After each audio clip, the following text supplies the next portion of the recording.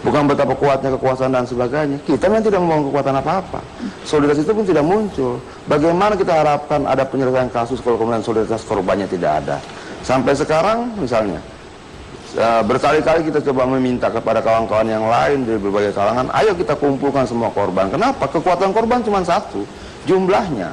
Tapi kemudian di antara korban sendiri, ada yang merasa dirinya harus didahulukan, ada yang ini lebih penting dari yang lain dan sebagainya. Banyaklah.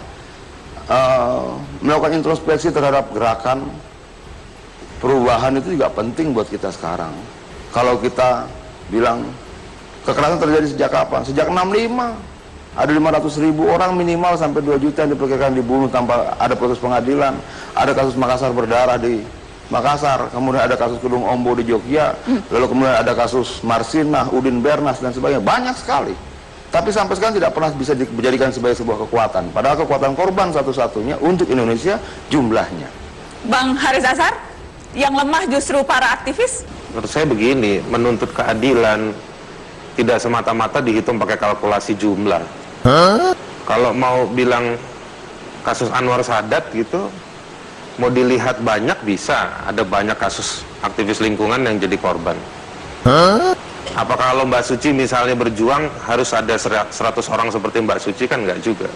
Ada kalanya kita berjuang sendiri, ada kalanya bersama-sama. Bersama-sama kan nggak harus ngumpul terus-terusan. Dari Aceh ke Papua, dari Papua ke Aceh kan terlalu besar. Tapi sama-sama bersuara, bergerak, saya pikir itu alhamdulillah Indonesia sudah seperti itu ya. Ada isu-isu yang kadang-kadang juga mengikat tapi orang bergerak di kotanya masing-masing. Ketika misalnya teman-teman di KPK dikriminalisasi oleh pihak Mabes Polri, dalam kurun 2 bulan pasca itu saya pikir ada banyak suara, ada banyak solidaritas itu. Bang Adian? Beda konteks. Yang saya bicarakan tadi kan upaya melakukan penyelesaian, bukan sekedar menyampaikan suara ada ketidakadilan dan peristiwa. Selama perlawanan masih sporadis tidak akan ada penyelesaian. Bagaimanapun juga hukumnya sederhana. Kalau bahasa Bung Karno dulu sama Bandeling van Alang Revolusioner Krachten itu menyatunya semua kekuatan-kekuatan yang seide, sepemikiran, setujuan dan sebagainya. Ini tidak pernah terjadi.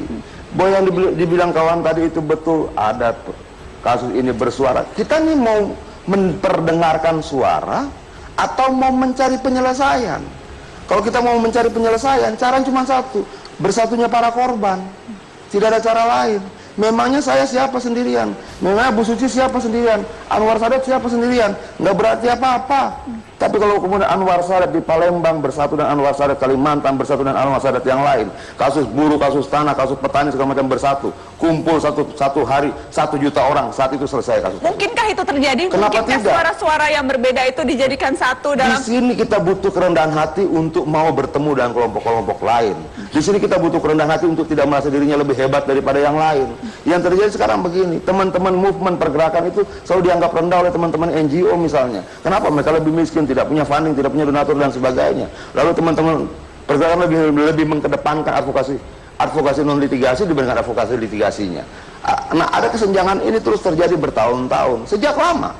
Tidak cuma hari ini. Kan begini, ketika kita datang ke sebuah institusi bahkan berhadapan negara, orang tidak pernah tanya pada kita seberapa besar kebenaran yang kau bawa di pundakmu, tapi seberapa besar kekuatan yang kau miliki. Rumusnya sederhana.